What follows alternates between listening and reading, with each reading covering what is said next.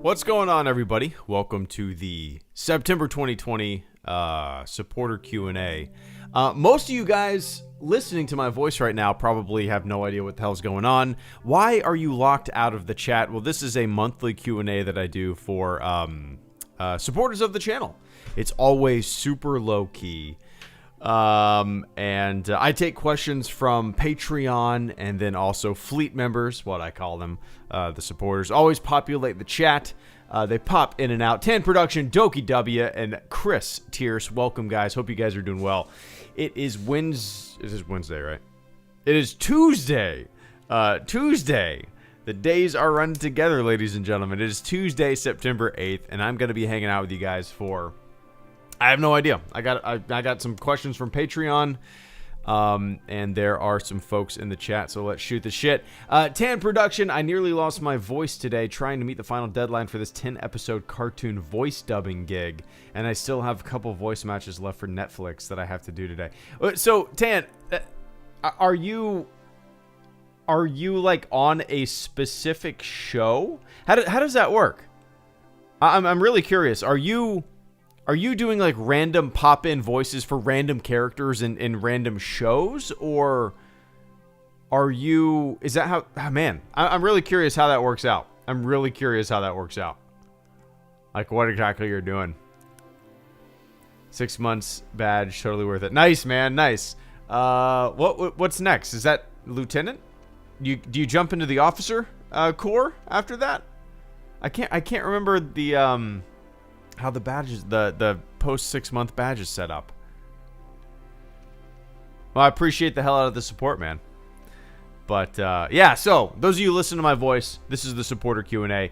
The bottom left, you will see questions from Patreon, and I'll read through those, and I'll answer those, and I'll scroll through those, and I'll also be shooting the shit with the chat. So if you're just hearing my voice and you can't type shit, yeah, just sit back, hang out. Consider this a podcast, a one-man podcast. Yeah. Tam Production says, I am a Turkish voice actor working for like 4 to 5 major studios with clients like Disney and Netflix.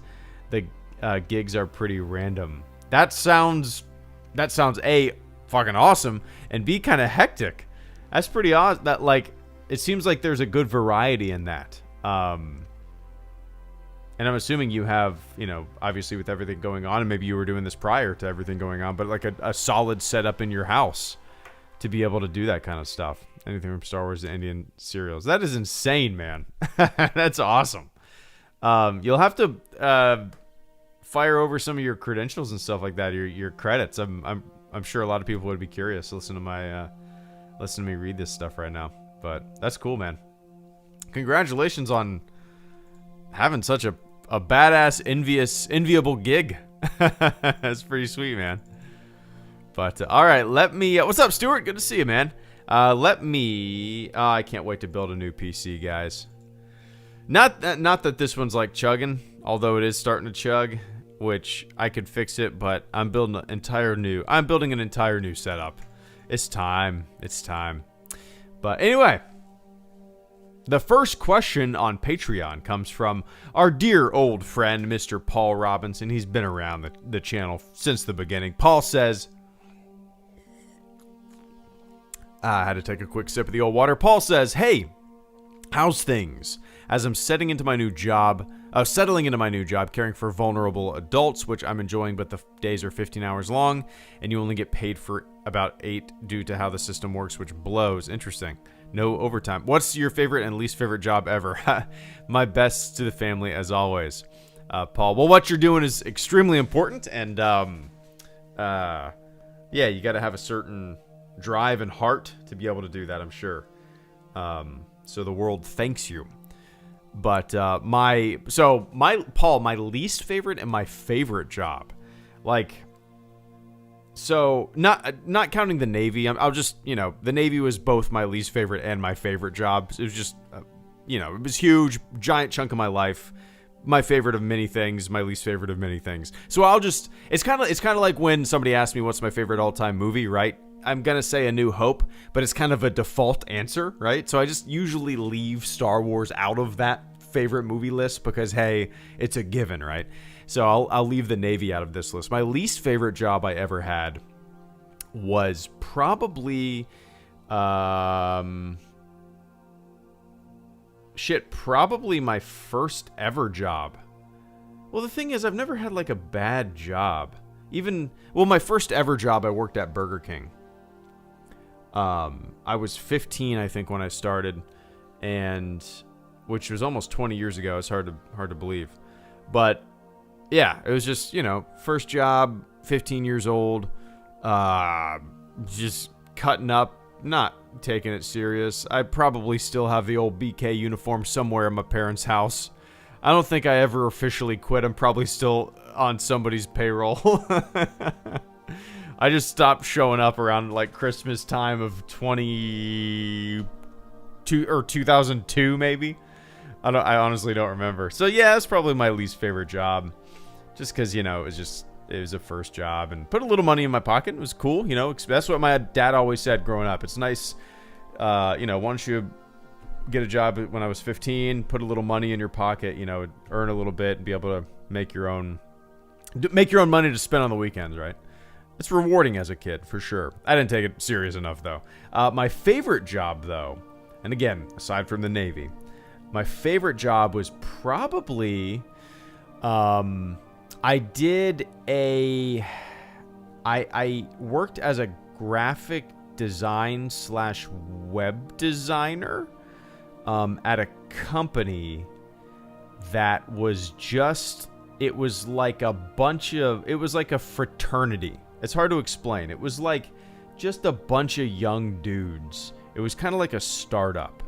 And it was really cool, man. It was, I didn't start out doing graphic design there and web design. They actually just kind of found out that I had a channel and that I was into that kind of stuff. And they were like, hey, do you want to do this for us? I was like, fuck yeah. So I just kind of fell into it, and it was really cool. I worked there for just 2 years. Again, it was like kind of a startup kind of thing. A lot of people ended up getting laid off in the end, but it was a really cool experience just because, working with a really rowdy bunch, it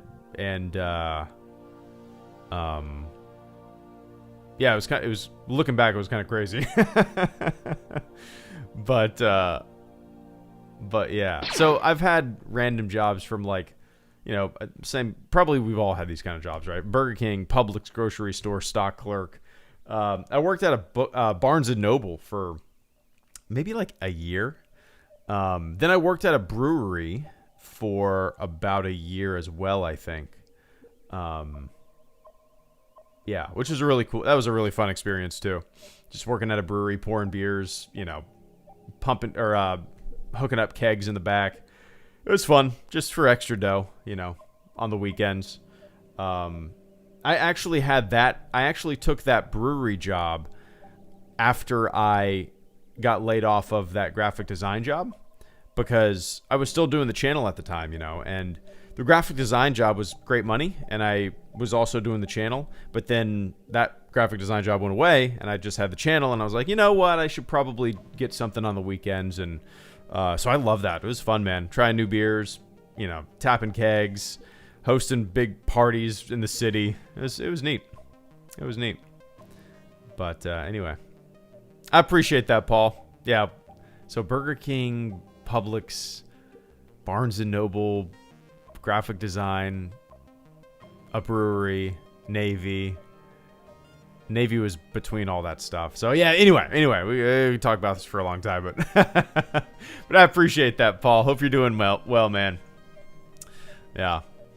I got upgraded my set due to COVID. They usually don't just send stuff over, NDAs and all. That's okay. So that's, I was curious how a lot of productions and stuff like that handled what's going on right now. I guess it makes complete sense to be able to do voice work and all that kind of stuff at home, right? I mean, you can just sit in the equipment and maybe make like a soundproof closet or a box that you talk into, right? But that's pretty awesome, man. Do you plan on doing another morning coffee video anytime soon, Stuart?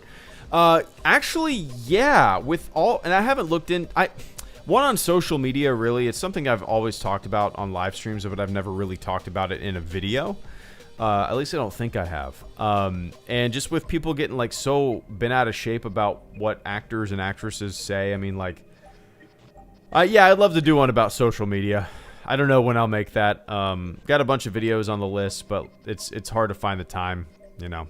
I actually got a little interview going on tomorrow, which is going to be fun. I'm hosting the interview, which is a rarity for me. I've only done that one other time.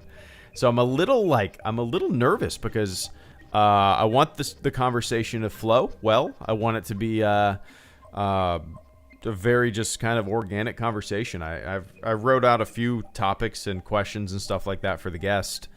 But I really just kind of want it to be a friendly, just wherever the wind takes us. I am actually doing a little interview with Mr. Harmy of Harmy's Despecialized Edition. So super excited for that. I think we'll see eye to eye on many things. I hope we will become pals. But anyway, Monroe Moy, thank you so much for the super chat and channel support this afternoon, man, or this evening rather. Or I guess for you, it's deep in the evening. You're 5 hours ahead of me, right? So it's 8, 9, 10, 11, 12, 1. So it's 1 in the morning you're at, I'm assuming. Maybe. But Monroe, thank you so much for the channel support. Monroe says, thinking about joining the Royal Navy UK actually really seems like a good choice for building a foundation. Do you miss it? Hope you're doing well. So I don't know anything about the Royal Navy.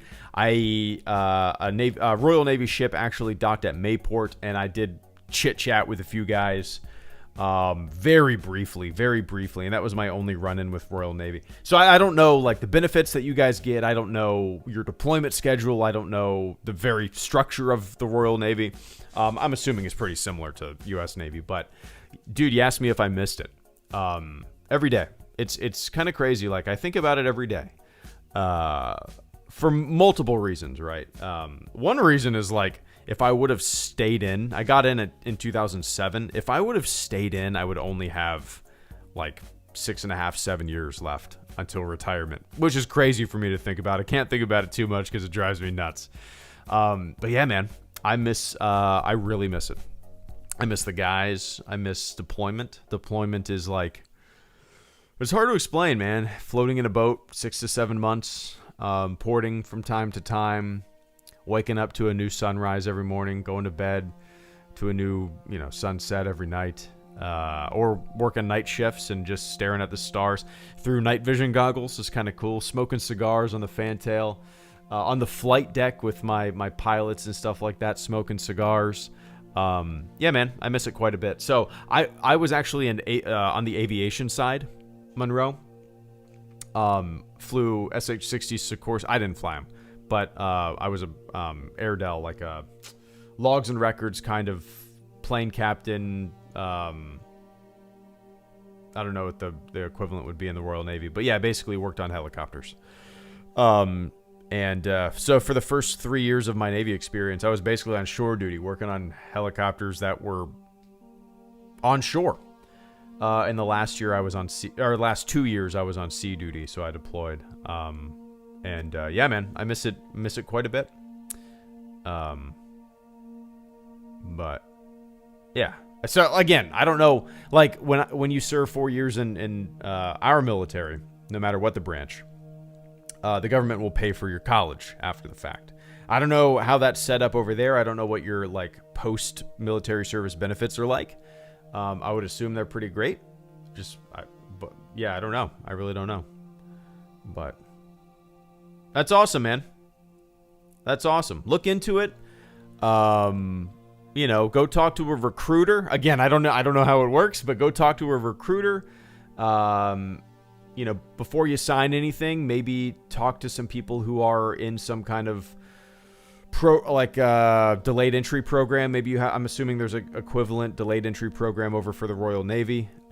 Just talk to some people that have been in, and our enlistment obligations are 4 years minimum over here. I don't know what they are over there, but 4 years goes by really quick, man. And before you know it, you're out. And it was a whirlwind, 4 years flies by. So if you don't really care for it, you can settle in, you can tough it out, and it's an experience, But 4 years flies by, man. And, yeah. So anyway, we can talk about this all night, Monroe. Best of luck. If you end up doing it, let me know. I'm curious. In fact, as I lay in bed tonight, Monroe, I'm going to be Googling some Royal Navy information because I don't know shit about the Royal Navy. And you have piqued my interest. I need to learn something tonight. But I appreciate that, man. That's too cool. Nice. Did the chat die on me, or has nobody posted in like 5 minutes? Probably the latter. Let's go for the next Patreon question here. If I can select the right thing. There we go. There we go. Let me scroll up on thing and find the Patreon question here. All right, let me restart this. Cool. Boop, boop, boop. There we go. All right, the next question on Patreon comes from Grant. What's going on, Grant? Grant says, hey, BDO, Speedio, Greedio. I'm a fan of Star Trek. Don't worry, I come in peace. Dude, I'm a fan of Star Trek too, man. This is a short question. Do you think a Star Wars movie could work if done in the style characters as a Star Trek The Next Generation episode? Why or why not? Yes, absolutely. I would love Star Wars to branch out, and I mean, obviously not be like a complete carbon copy of a Star Trek The Next Generation episode, but the overall spirit of exploration and stuff like that, absolutely, man. I would love for Star Wars to especially in the future, start taking chances, be a lot different than what came before. A good example of that, and I've never read any of the comics, but Dr. Aphra is an archaeologist. Again, I've never read the comics, but as a concept, I love that as a concept. That's such a different take. That's such a fun and unique way to look at a fun and unique new Star Wars character or plot or story, branching out, getting away from maybe smugglers and bounty hunters and Jedi and Sith and all that kind of stuff and doing something like that, But yeah, absolutely. I think Star Wars could have many different types of crossovers, right? A space exploration movie. It would work. I don't know. A detective story. It would work. Star Wars could fit the mold of many different types of genres and stories and whatnot. So, yeah, I think it could work. I absolutely think it could work. When you ask that question, my mind immediately goes to like just the general sense of I don't know, the frontier exploration of things, right? That Star Trek: The Next Generation kind of I don't know, oozes for a lack of a better word.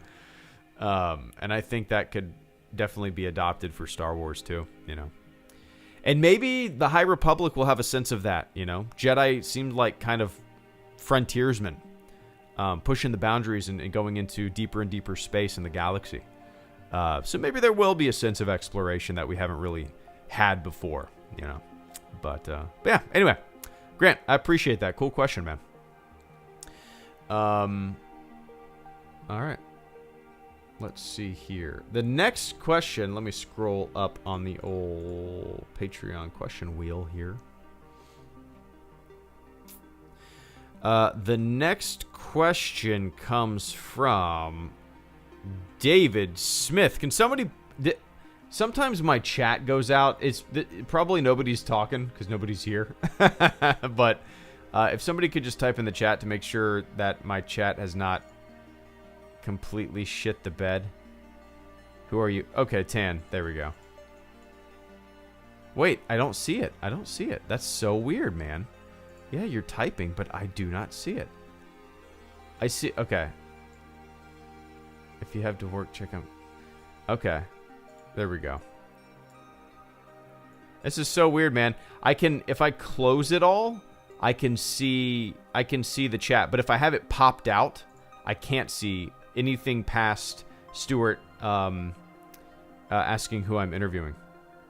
But if I close it, I can see it all. That's very strange. Anyway, I won't close, or I won't pop it out then. All right. I'll definitely check that out, Tan. Absolutely. I appreciate that, man. All right, the next question comes from David Smith on Patreon. Let me take a quick sip of the old water.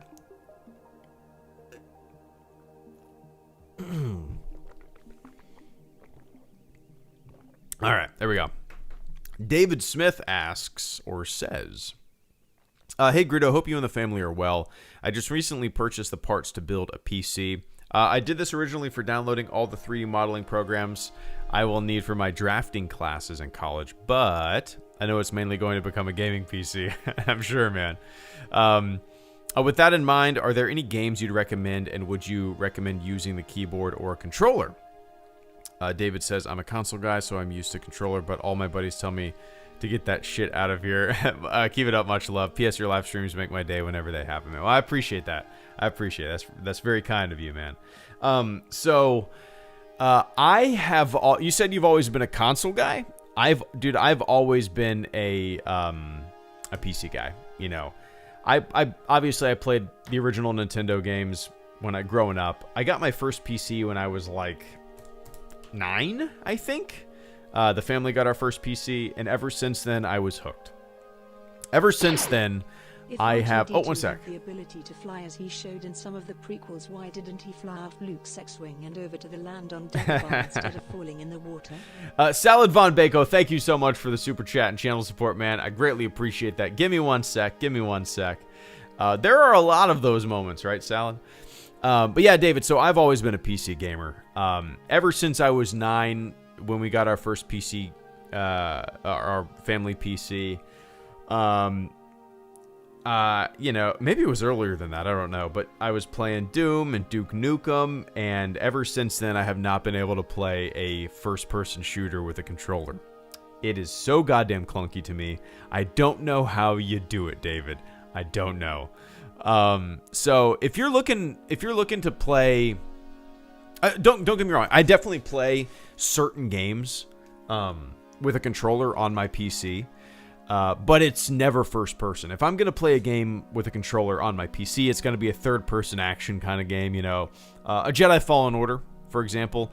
I played Jedi Fallen Order on the PC with a controller. Just, you know, those third person exploration games, I usually go with a controller, so... it depends on what you're looking for, man. If there's games that I've been playing forever on the PC, there's games that... Oh, one sec. What do you think the chances are of seeing Revan in live action either on Disney or on the big screen?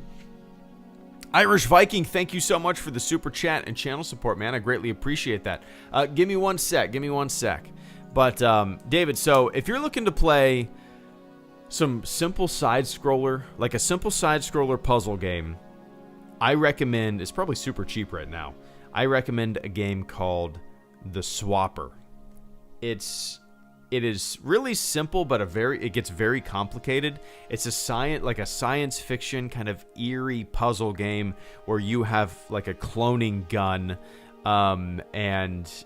yeah, just look up some videos. The Swapper. It's fun. It's on Steam. It's great. It's probably on the console too, but whatever. That's like been a game that I've played off and on since it came out. I don't know why. I don't know why that game has hooked me for so many years. I think it's just the atmosphere of it all. So, other than that, you know, I play a lot of PUBG still, me and my buddy. There's a game called Postscriptum. Now, if you want an example, David, of kind of the perfect first-person shooter to me, it's a game called Postscriptum. It is insanely difficult. The learning curve is super steep.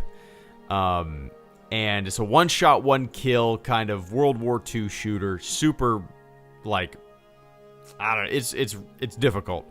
Very squad-based, teamwork-based. That's it. Look up some videos, man. It's like my all-time... Yeah, it's like my favorite shooter in the past decade, I would say. Not counting Battle Royale like Postscriptum, right? But I love it. I love it so much, man. And then if you've never played, like if you've always been a console guy, I would recommend checking out some of the classics, man. Like Counter-Strike. Buy Counter-Strike.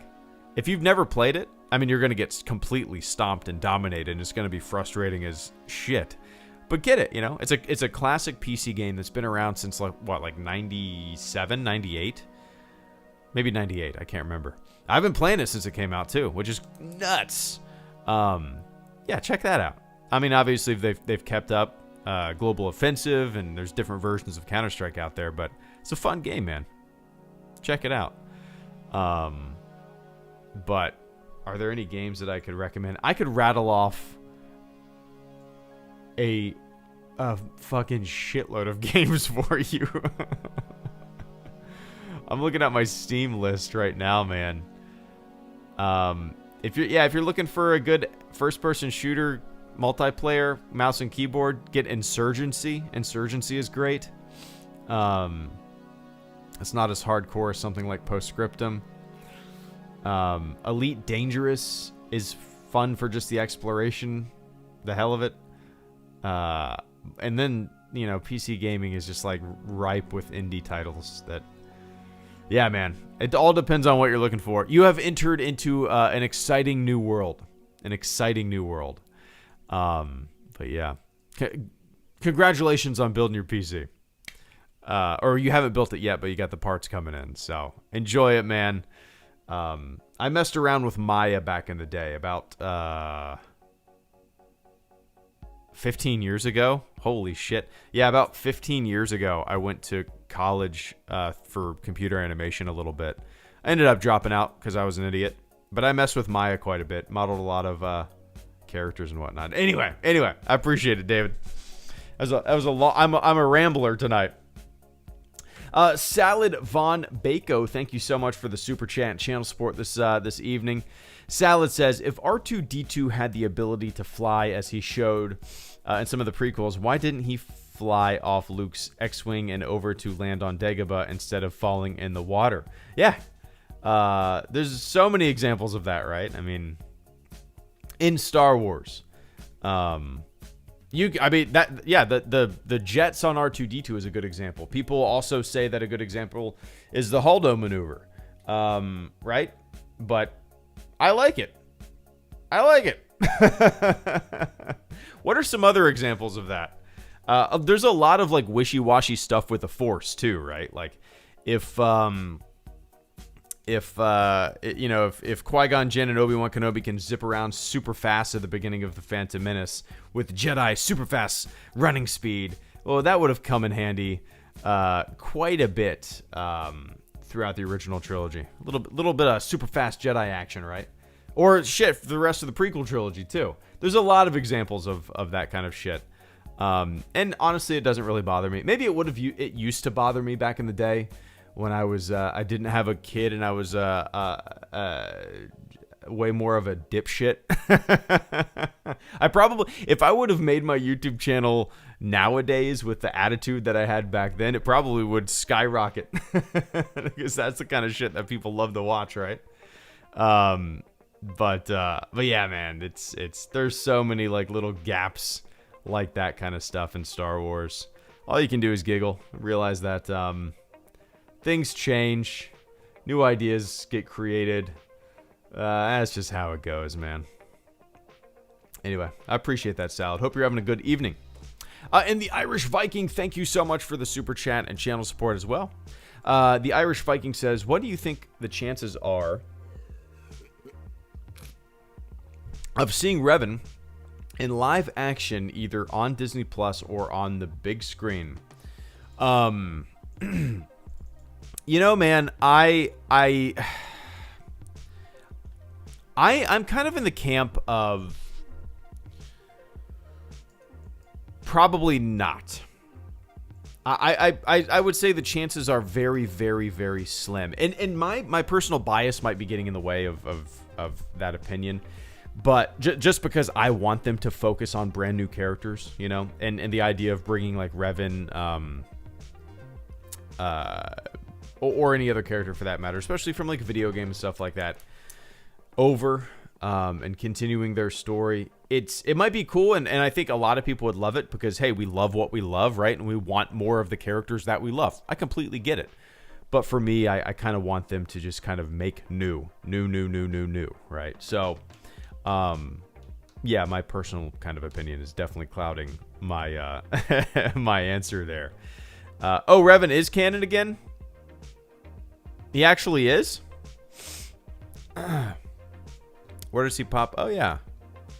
Revan canon was a Sith Lord and namesake of oh, I didn't realize that. I still say probably very slim. There are certain... where does he appear in canon then? Oh, Clone Wars, Ghost of Mortis appears in a deleted scene. So he's canon because of a deleted scene. Interesting. But so Knights of the Old Republic is not canon. So he is only canon in a deleted scene. And the dictionary, the visual dictionary. Interesting. Yeah, I still say it's pretty slim. I could be wrong, but hey, they might end up doing a lot of legend shit. They might end up bringing back a lot of characters that, you know, were pushed aside for new stuff. Would they do that? I have no idea. But I still personally deep down think that the chances are very slim. Yeah, you know, never know. You never know. But still, I kind of want them to focus on new. That's just me, though. But anyway, Irish Viking. I appreciate the hell out of that, man. The deleted scene isn't canon because George says Darksiders don't believe in life after death, and that's why they seek... Oh, is that why it was deleted? Interesting. All right, let's hop to a Patreon question. The next question on Patreon comes from Mr. Nolan Baucom. Nolan says, have you ever seen the Ewoks and Droids cartoon from the 80s? No, I've never watched them. Adventure Hour. Yeah, so Star Wars Ewoks 1985. I've never seen them, man. I feel like I've seen so many clips.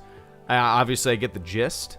But no, I never watched them growing up. I've never sat down to watch an episode from start to finish. Let's just say that. Now, Nolan, I would love to, because obviously that kind of fits into my wheelhouse of like looking at old Star Wars shit and talking about it, right? I think I would be way more excited to watch them and talk about them if I had grown up watching them, but I never did, you know. Eventually I will say, eventually I will watch those. I have no idea where they are. I probably have to download them from somewhere, right? Let's see. 2 seasons, 26 episodes. My goodness. That might actually be kind of fun to put on the TV for my daughter. I wonder if she'd get into them. Little Ewok action before we eat some lunch. That might be good. So maybe I'll make that my plan, Nolan. Maybe I'll start turning them on before lunch whenever, you know, whenever it's just me and my daughter. Watch one before we eat. Until I'm done with it and I can make a video about it. But yeah, eventually, man. I got a whole list of a ton of stuff I need to watch. Starting with the 2003 Clone Wars micro series, right? But anyway.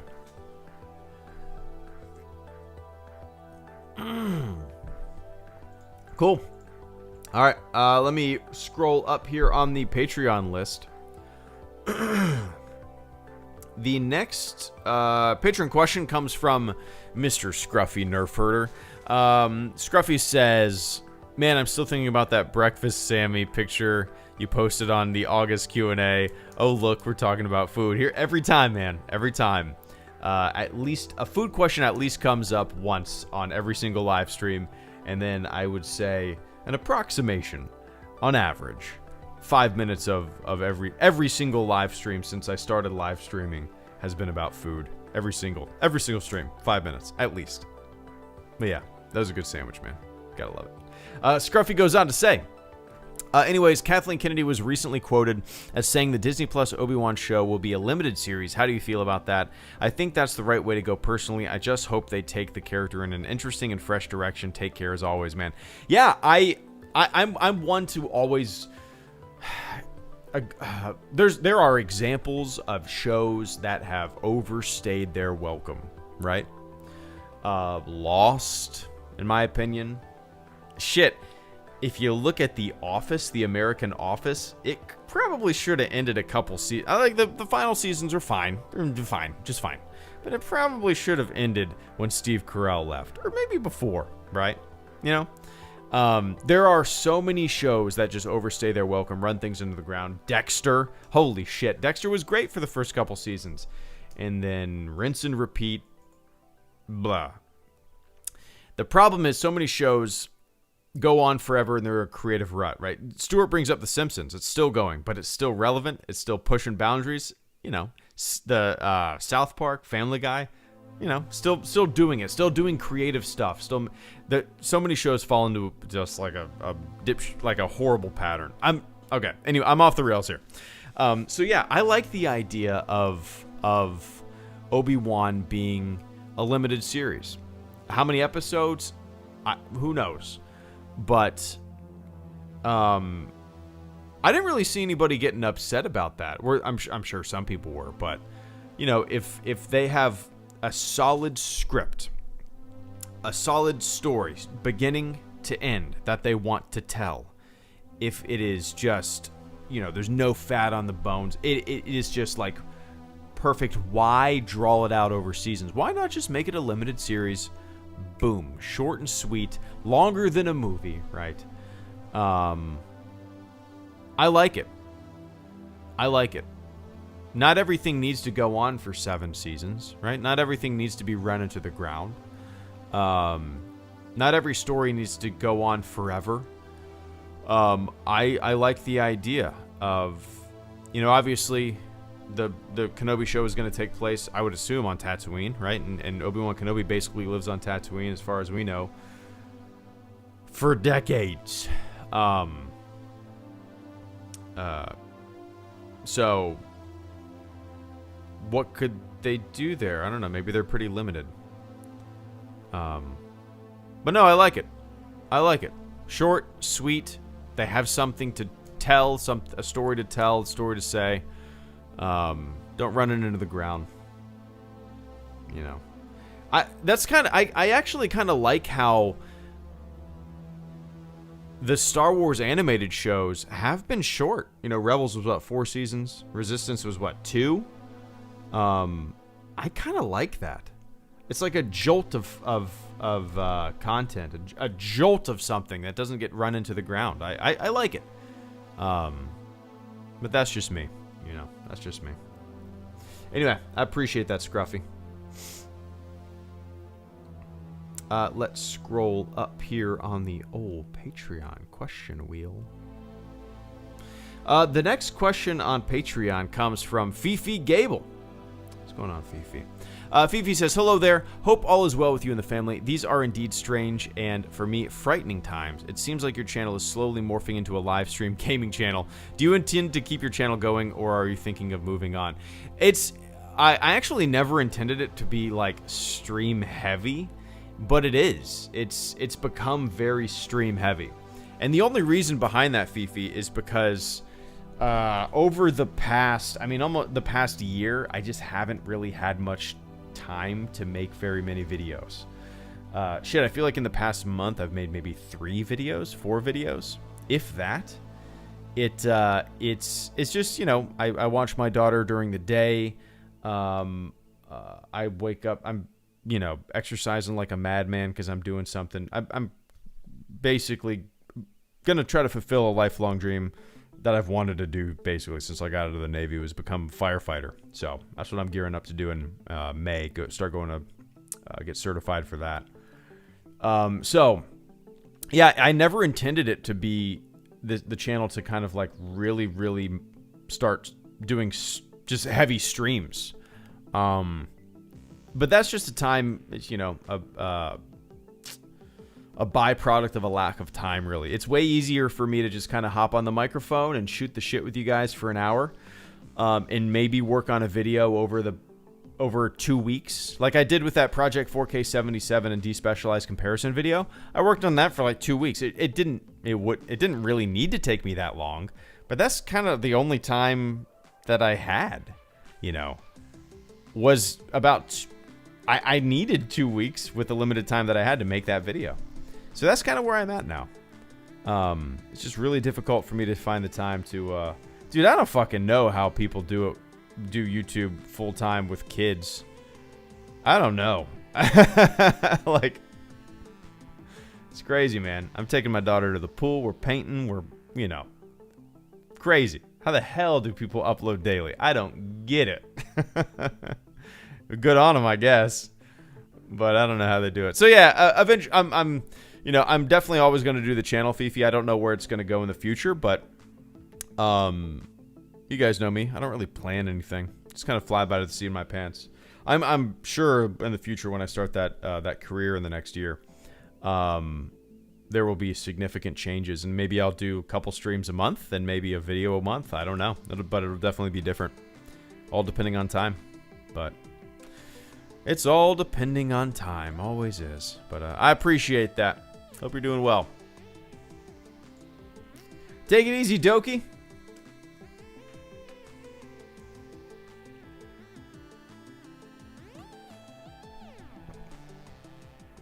All right.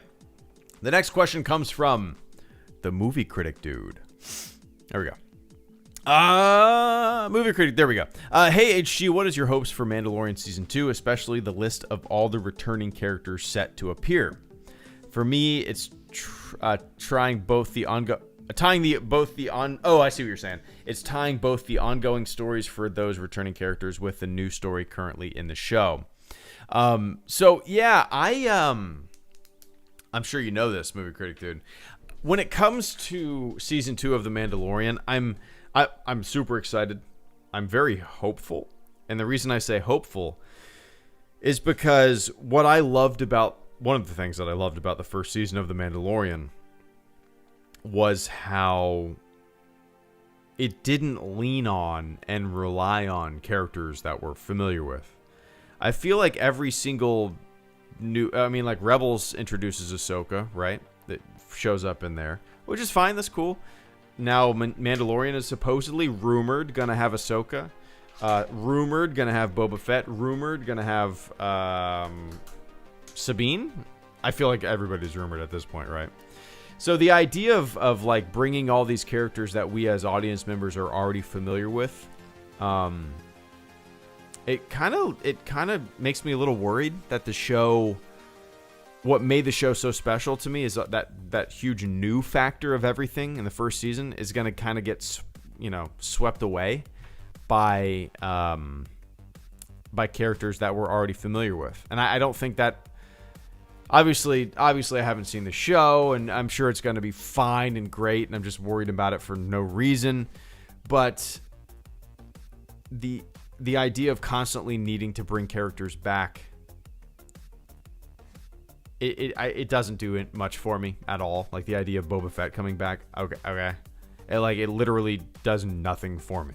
I feel zero excitement for that happening.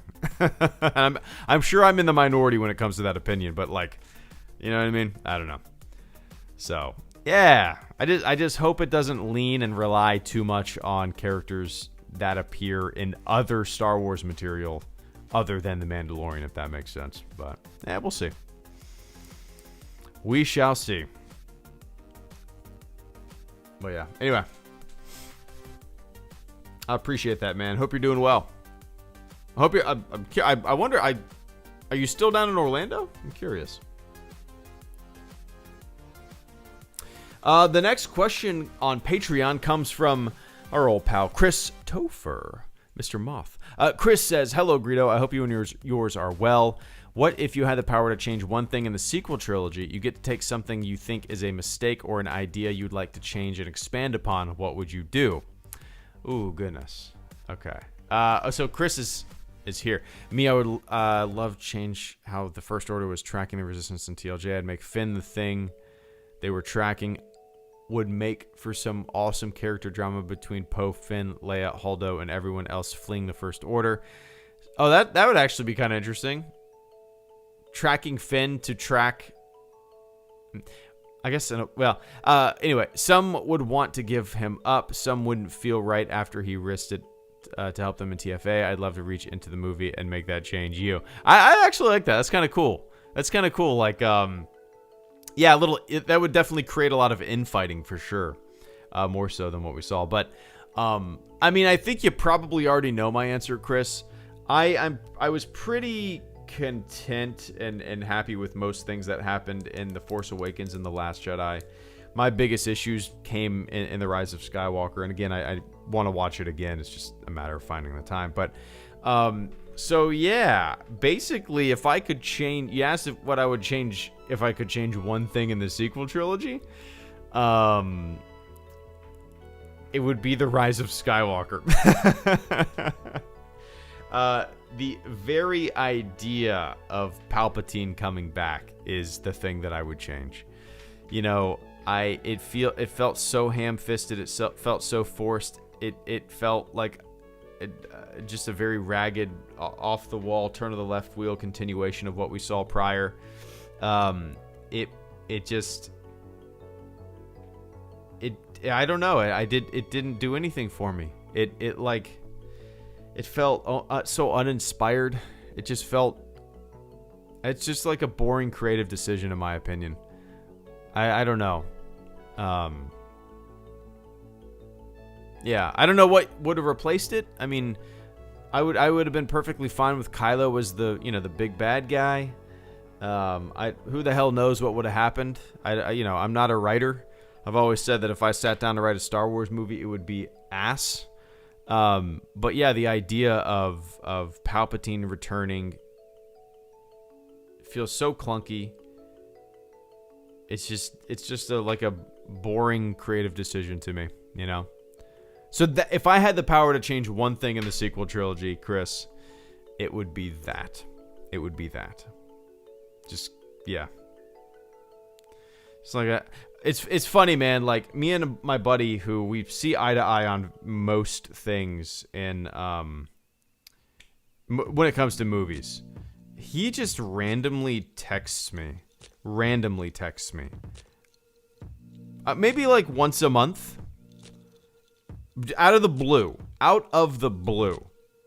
He just says, ROS sucks ass. It's such a bad movie. Out of the blue. Like, I won't hear from him for a month, and then I'll just get a text that's very similar to that. And we just start texting back and forth.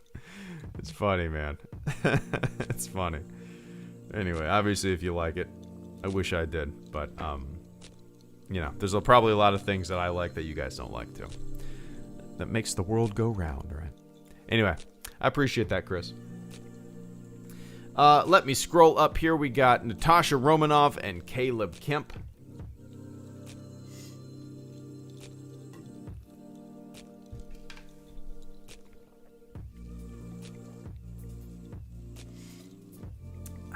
There we go. All right. The next question comes from Natasha Romanoff. Oh, we're bringing up food again, ladies and gentlemen. Natasha asks, what is your favorite breakfast meal? All right. So, I would say my all-time breakfast meal. Now, let me preface this by saying breakfast is my favorite meal. It's my favorite meal of the day. I love I can't really think of a breakfast meal that I don't really like, but I would say my all-time favorite breakfast meal, biscuits and gravy. I love biscuits and gravy. You get some nice flaky biscuits. You get just some hearty sausage gravy. It's some shit you would crave in Siberia as you're freezing to death. It is the best, just like hearty breakfast. You should not eat it all the time. Yeah, so that's kind of my go-to. I would say if I'm at a breakfast restaurant that I've never been to, I usually get biscuits and gravy. I love a good breakfast sandwich. I make them at home all the time on the weekends. Either get like English muffin or just toast, wheat toast or something like that. Cut up an avocado, nice runny egg, some bacon, or sausage patties. I prefer sausage patties. Some just nice American ooey gooey cheese. And I like to put Cholula hot sauce on it, or like a daddle pepper hot sauce. I love that shit. A nice breakfast sandwich is good too. Yeah, I barely eat breakfast though. It's my favorite meal, but I'll eat breakfast on the weekends. Maybe I'll make us some waffles. My wife will make us some omelets or something like that. But I don't eat breakfast during the week. If I do, it's usually like just like a protein shake after a workout or a run, or a Cliff Bar. That's about it. But on the weekends, I will devour some breakfast. Anyway, I appreciate that, Natasha. We got a super chat here from Scruffy Nerf Herder. I appreciate the hell out of that, man. Scruffy Nerf Herder says, bringing it back to the Navy. I watched Greyhound the other night. Damn, was that a good movie. I think you watched it. I did. Yeah, I watched it a few days ago. It's perfect, like an hour and a half, right? So I was like, all right, I'm going to do dumbbells for an hour and a half. And I just stood in front of the living room TV, just like working out and watching Greyhound. It was awesome. It was fun, man. Like, if you go into it, it's not like Saving Private Ryan, right? It is just a very tense, this is for anybody who hasn't seen it, Greyhound is a very tense Navy movie about crossing the English Channel, and there's a group of ships that are trying to cross, and there are German U-boats hunting kind of the convoy of ships, I guess. But and yeah, it's just short and sweet and tense, and I thought it was great, man. I thought it did a fantastic job showing the chain of command communication, right? Got a guy looking at the sonar, relaying information to, I don't know, maybe a midship, or I don't know, yeoman. I don't know, somebody on the bridge who's relaying information to the captain, or somebody is relaying it. A weapon system is relaying information to somebody who's relaying information to the captain. The chain of command communication was so great, and the way they pinged radar, I loved it. It's a very technical movie, and a lot of the movie is, it's interesting because it's like a lot of the movie is looking at instruments and looking at communication, and they find tension and looking at instrumentation and through communication. You know what I mean? I thought it was great. I thought it did a really great job of what it was trying to do. It's, if anybody's looking for just an easy hour and a half watch, check out Greyhound. Tom Hanks. It's worth watching. Thought it was pretty good. But yeah, anyway, Scruffy, I appreciate that, man. Hell yeah. I enjoyed it. I would watch it again. But anyway, I appreciate that, Scruffy. Hope you're doing well, man. And the final question on Patreon, as I scroll up here. Let me take a quick sip of the old water here.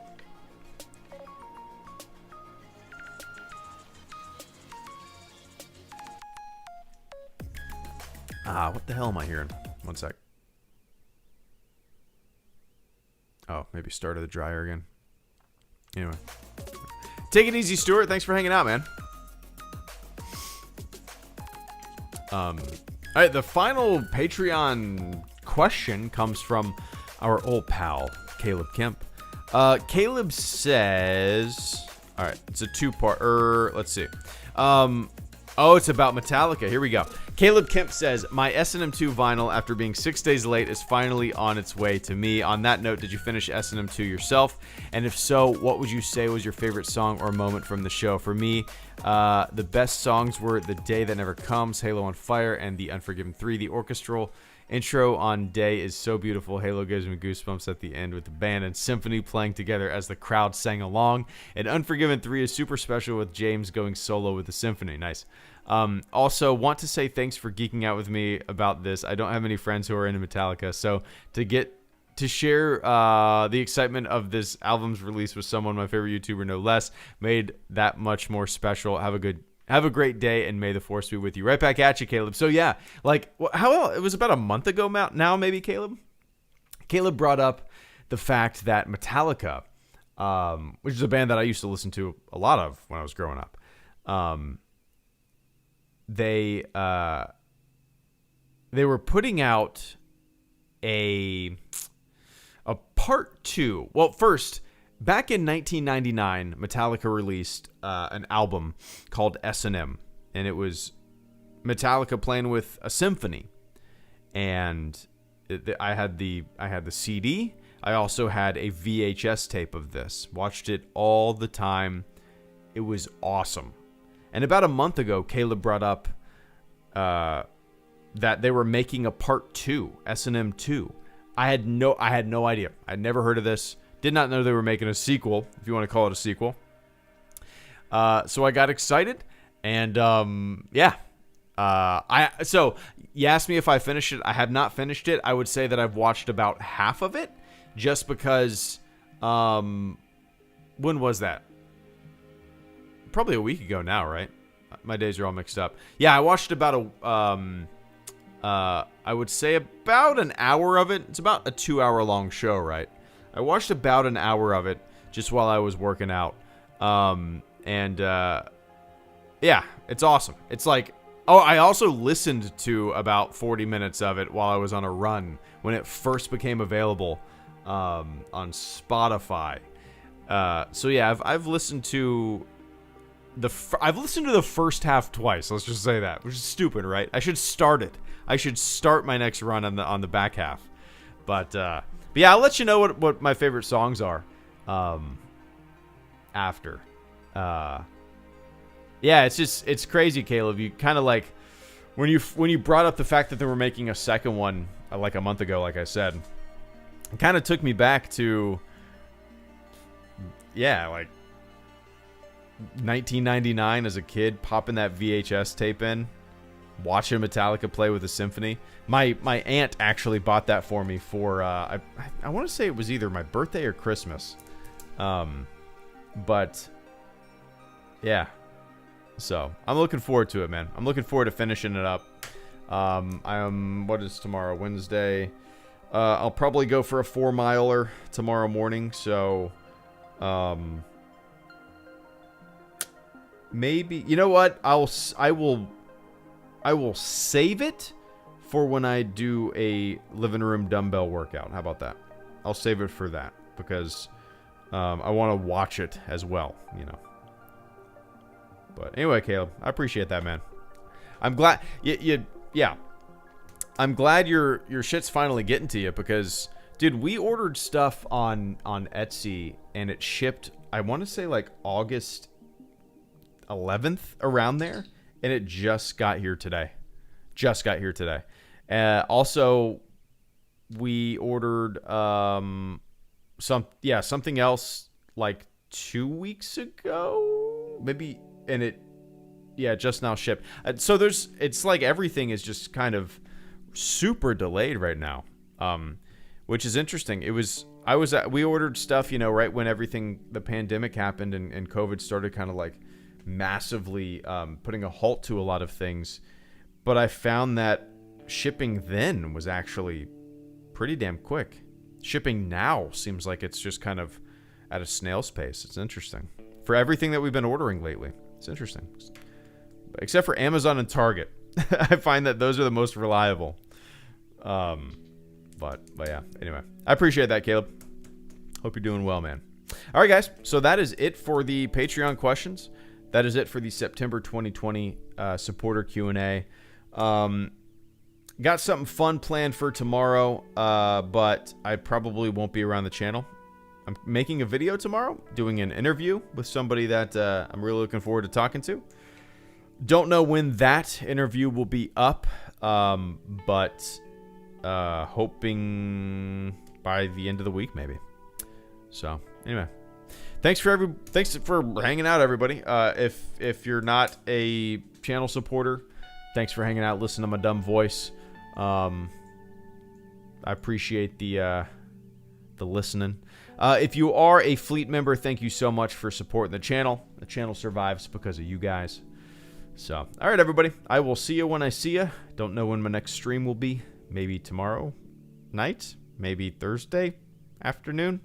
I don't know. You guys know me. I don't plan shit. But, all right, everybody. Enjoy the rest of your morning, your evening, your afternoon, wherever the hell you are on planet Earth. And I will catch you all on the flip side. See ya.